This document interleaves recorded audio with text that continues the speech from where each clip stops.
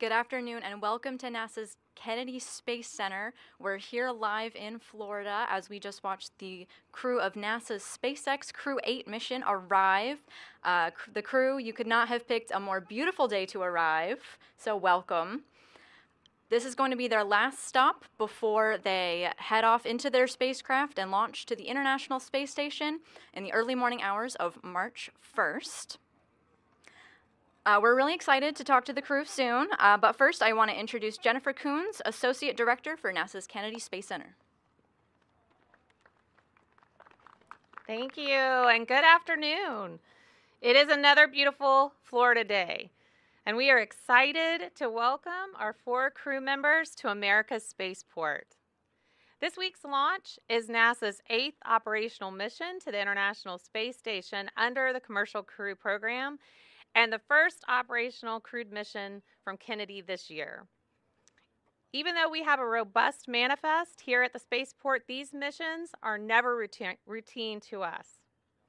The next few days at Kennedy Space Center, we will be it'll be a busy time as we prepare to launch Crew-8. In addition to the crew's arrival today, our team is assembled to conduct the flight readiness review ahead of Friday's early morning launch. I'd like to take a moment to thank everyone who has been working so diligently behind the scenes in the months leading up to this mission. Our NASA team has been working hand in hand with our international and commercial partners, and we are looking forward to a successful launch and mission. We're excited to welcome NASA's Matthew Dominick, who will serve as Mission Commander, NASA's Michael Barratt, Mission Pilot, NASA's Jeanette Epps, who is a Mission Specialist, and Roscosmos cosmonaut Aleksandr Grebenkin, who will also be serving as a mission specialist. Seeing this disembark and standing on this runway means we are in the final days before launch, and that is always a great day for us here at KSC. Before we hear from the crew, I'd like to take a moment and introduce you to someone whose leadership has been instrumental in the success of the Commercial Crew Program as we've returned humans to low Earth orbit from American soil. She's been here since the beginning and serving as the Deputy Program Manager of the Commercial Crew Program here at Kennedy Space Center. Please join me in welcoming Dana Hutcherson. Dana? Thank you, Jen, and thank you for everyone being here today. It is a special day, beautiful day for crew arrival, the start of getting ready for our launch. I'm Dana Hutcherson. I'm the Deputy Program Manager for NASA's Commercial Crew Program. And I couldn't be more thrilled to be here today to see this crew who's going to fly on this SpaceX Crew-8 mission. I'm so proud of where we are today. As Jen said, this is our 8th operational mission, but our 9th time sending astronauts to the International Space Station in a Dragon capsule from American soil. Very proud to be a part of this program. NASA and SpaceX teams have done a fantastic job of refurbishing this capsule and spacecraft, getting ready for the crews to fly. The spacecraft is Endeavour, and it's our fleet leader for CCP. It'll be the first time we're flying a capsule for the 5th time, and we're super excited about that. The crew will stay on space station for about 6 months, performing critical research and science experiments that will not only benefit us here on Earth, but we'll look to use that effort to explore beyond low Earth orbit. That exploration would only be possible with these commercial partnerships with SpaceX and these international relationships as well, something that CCP and ISS programs are very proud of to be a part of, and working hand in hand to establish and lay that foundational framework as we look to usher in this new era of space flight. It's a very exciting time to be a part of NASA and part of the Commercial Crew Program, and I'm very excited for humanity, and I'm honored to be a part of that. But without further ado, I'm going to turn it over to the crew. So thank you. There you go. Wow, it's great to be at the Cape. I've been working at NASA for about 7 years, but because NASA's so awesome to work for, most people work at NASA for decades, so I'm still relatively a newbie at NASA with 7 years working here. But over that 7 years, it's been absolutely incredible to watch spaceflight explode here at the Cape with so many different rockets and new pads. In fact, I think about 2 visits ago, we were out here and we got to see a Falcon Heavy launch, And coming from military aviation, we're used to flying airplanes in formation, but to see 2 rocket boosters coming back in formation to land is incredible to me. So coming out here to the Cape every time I'm a kid in a candy store for me. In fact, actually, normally we get to fly the T-38s out here for training, and actually that's my parking spot over there. Butch would say otherwise. But coming out here for training is great, and it's just an incredible time to be involved in spaceflight. Who would have thought 5 or 6 years ago that this would be the 5th flight of Endeavour that we get to go on? Who'd have thought 5 or 6 years ago that the competition for launch or the constraint to launch would be a launch pad, right? Like, we delayed our launch a few days because there's stiff competition to get out there to 39A. It's not a rocket constraint, it's a pad constraint. So with that, I'd like to say that we're super excited to fly as Crew-8. I'm super excited to fly with this crew. And Crew-7, we're coming for you. Thank you, Matt. Thanks, Matt. It's really great to see you guys here today. It's great to fly on a beautiful day. We're expecting the same thing for our launch. I have to note that 13 years ago and 1 day, 13 years and 1 day ago, I was down here to launch on STS-133 with my space brother Eric Bowe, who's over there in the sidelines. We probably overused the term bittersweet because at that time the space shuttle program was coming to an end. We had a fabulous flight. Discovery performed flawlessly, and it was just an amazing thing to bring her back 13 days later and have to turn her over to her caretakers and kind of put her to bed forever. She's on display right now at the Udvar-Hazy Center. A lot of people get to enjoy her. But 2 more flights and our shuttle program was done. Most of us were hoping that there would be an overlap, not a big gap. But we did have a gap, and when we came down here to watch Discovery be ported away from here, the Kennedy Space Center was very quiet. It was so empty compared to what we were all used to for all this time. And we were all pretty sure that KSC was going to come back, but we had no idea how much. I would say KSC has come back with a vengeance. The fact that this spaceport is so busy, so vibrant is just an amazing thing. I know that 2.5 hours from now or so, we have yet another SpaceX launch. In just a few days, we're ready to take off. So it's just an absolute pleasure to see Kennedy Space Center being the thriving spaceport that it is. We're very honored to be a part of that. I cannot wait to get back to that magnificent station. I can't wait to fly this new spaceship, and I can't wait to fly with this crew. So again, really glad to be back here, and thanks for coming out. Dr. Epps. Well, it is great to see everyone here. I guess as we landed, I've been deep in thought about what all is about to happen to us, to this crew, and what we're going to go do. And also, when we landed, seeing all these people here, it's just reminded me of how many people are involved in getting us to space, and all that it takes to get this crew from here into space. It's taken over a year's work of training, and all the trainers that helped us get here, all of the FRRs, all of the flight readiness reviews, all the people looking out for us. And it is overwhelming to me how many people have contributed to this.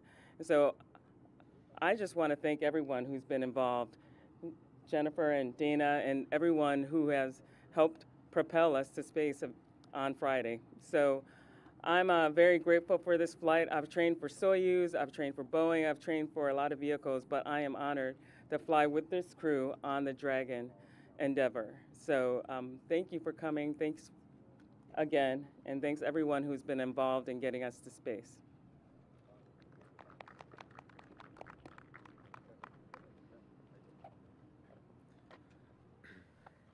Здравствуйте все еще раз. Hello, everyone. Ну, много было сказано, и теплых слов в адрес инструкторского состава и всех тех, кто нас готовил. We've heard a lot of warm words towards instructors, trainers, and all that who prepared us. Полностью присоединяюсь к моим членам экипажа. And I agree with all those words said by my crewmates. Также от себя бы хотел сказать, действительно, подготовка была достаточно насыщенная. Было выполнено очень много совместных тренировок, которые нас действительно сделали настоящим экипажем. And I would like to add that we had an intensive training course. We had a lot of joint simulations that really made us a crew. Сейчас мы, конечно же, с нетерпением ждем нашего старта. And we're looking forward to our launch. И я уверен, что все будет хорошо, пилотируемая космонавтика будет продолжаться. And I think that everything will be okay, and we'll continue human spaceflight, И обязательно еще увидимся. and we'll see each other again. Всем спасибо. Thank you. All right, thank you to the crew. So we're going to jump into our media Q&A portion. We have a microphone right here at the front, so please line up if you'd like to ask the crew a question. We ask that you please limit to one question at this time. And when you get up to the microphone, please state your name, media affiliation, and if possible, who you'd like to speak to. Go ahead. Hi, thank you. I'm Richard Tribou. I'm with the Orlando Sentinel. This question is for both Matthew and Jeanette. Your respective classes. Jeanette, you're the last of your class to get to space. Matthew, you're like the third to last, and I just want to know what it's like to, what are your feelings in finally getting to take off, and if you have any sort of ribbing that you do for the people who are left behind. So technically, Jeanette, I think your Canadian colleague hasn't gone to space yet. So That's affirmative. So, you know, I guess any launch is a great launch if you have a mission. So that's, even though you're the last, it doesn't matter. You get that launch, you get the mission, and you go. And, you know, they always save the best for last. I think you were making a question, do we rib our classmates? Yes, a lot. It's an important part of the culture.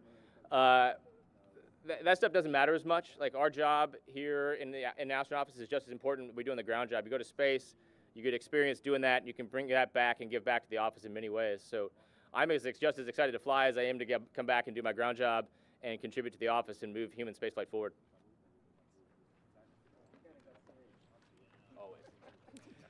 Hi, Will Robinson Smith with Spaceflight Now. Good to see you all again. Question, I guess, first to Jeanette, but really for all the members of the crew. You mentioned, you know, going through a year of intensive training and getting to know each other and get familiarized. What would you say is kind of the moment that sticks out most in your mind when you were going through the training process that you kind of felt like, okay, this is my crew, I'm kind of gelling with these, you know, the rest of my team right now? I have to admit that I've trained with so many different crews, and you know, so I have a baseline of where everybody is and how things go. But from the start, even during our emergency sims and different events that we would go through, we've done pretty well as a crew. Everyone knows their job. They know where to insert, where not to insert. So I think as a crew, each person brings their own strength to the crew, and you know, the contributions that each one makes has made all the training events almost seamless. So we've been pretty gelling from the beginning. So.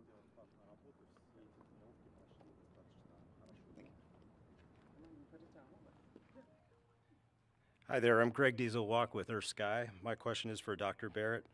What have you experienced in your previous missions that most prepares you for this one? Every mission builds to prepare you for the next. I'll give you my little niche as a space medicine guy. How the human adapts to spaceflight is just really amazing. And the things that we've learned on station, because it's a well-equipped laboratory, we have a high flight rate of long-duration flyers. It's a very rich source of really the basic kind of information we need to develop a medical standard of care. And so between between this last flight and this flight, I actually put out the second edition of a space medicine textbook. And we're actually in the process of doing a third edition of that space medicine textbook. And each time I do that, I try to figure out how right we are. And then I fly, I've done that twice, and I figure out how wrong we are because we keep discovering new things right under our nose that are important things, like the eye thing, the eye-brain changes we've seen, and vascular system changes that we've seen.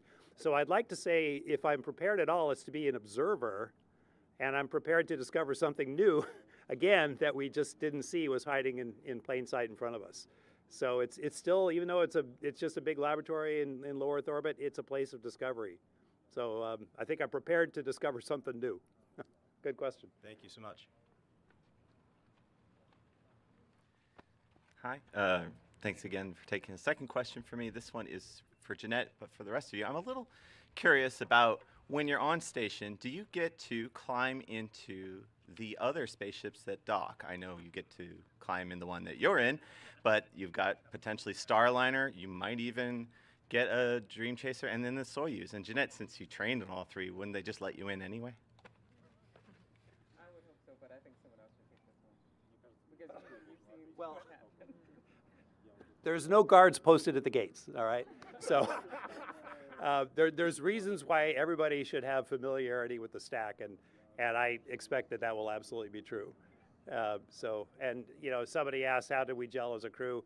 Aside from the discipline and training, and aside from the fact that you got 4 amateur comedians on our crew that do improv whenever they can, there's just huge curiosity amongst us. So everybody will want to know every cubic centimeter of our stack volume. That includes the dock ships. And of course, some of them we got to unload and reload. So. Hi, Will Robinson Smith again. Thanks for the follow-up opportunity. Question for Matthew. You mentioned, it's great to have this role and be able to go to the ISS, but you like doing all the jobs that you had leading up to in the previous 7 years. Question, I guess, first to you, but to the rest of the crew, whoever wants to tackle it as well. What are you looking forward to when you get back on Earth, bringing that on-orbit experience that you wouldn't necessarily have sort of the first-hand insight into, and how do you think that'll better your jobs as part of the astronaut corps back here on Earth? So my background is in developmental flight test. And so before I was assigned to this mission, I was involved in working on the development for Orion, HLS, Starliner, and got to work a bit of time on each of those projects. And I really love diving in deep with the engineers to solve those tough problems. But my background in U.S. Navy was doing developmental flight tests, but the Navy thinks it's very important, I think rightly so, that the people doing the tests have operational experience. And so in the Navy, you would go operational, go do flight test, and then go back operational, and then go back and flight test. That way you always had the relevant experience, right? You didn't want something to be developed in a vacuum. You didn't want to build an airplane in a vacuum the same way we don't want to build a spaceship in a vacuum. Well, it's going to fly in a vacuum. But you don't want to build it in a mental vacuum, so to speak. You want to have the experience of the operator being injected with the engineers, and they work as a cohesive team. So going and getting this operational experience and then coming back and helping develop the next spacecraft. Thank you. All right, it looks like everybody's had an opportunity to ask their questions. Yep, it looks like that's the case. So I know I have a question that we're getting a lot from our online audiences for you guys, and we'll wrap with this one. What is your last meal going to be before launching into space?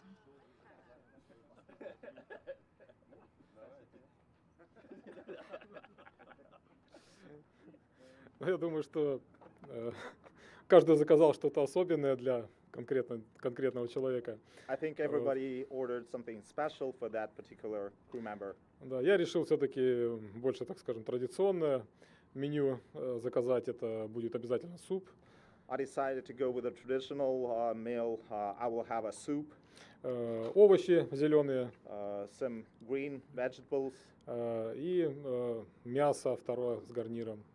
and some meat with some starch or side dish. В общем-то, ничего особенного. Nothing special.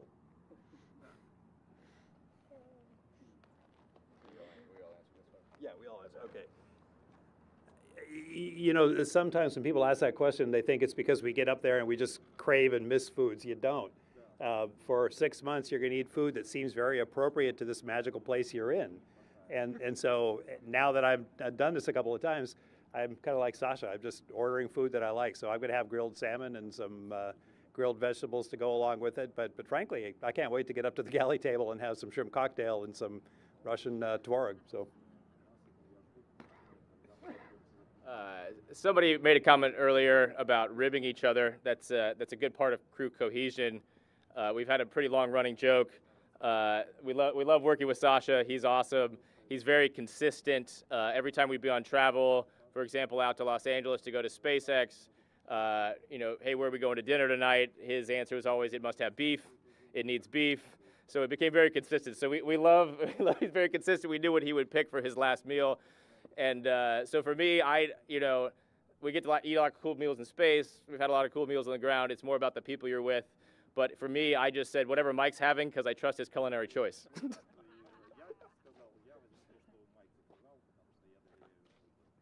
And I actually did the same thing. I kind of chose the foods that I love to eat, like butter chicken and sag and things like that. So nothing very special. It's just you want kind of the comfort foods of home that you normally have, and you want to enjoy those just, while you're here. And then you go to space, like Mike and Matt said, you have the great foods on orbit, and then we come back and, we do the same thing. So thank you. All right, NASA's SpaceX Crew-8 mission. Crew, thank you so much. To all the media here with us today, thank you so much for coming. Meanwhile, the flight readiness review is underway. We're going to be having a post-flight readiness review telecon at approximately 6 p.m. Thank you all for joining us. We'll see you then. Yeah.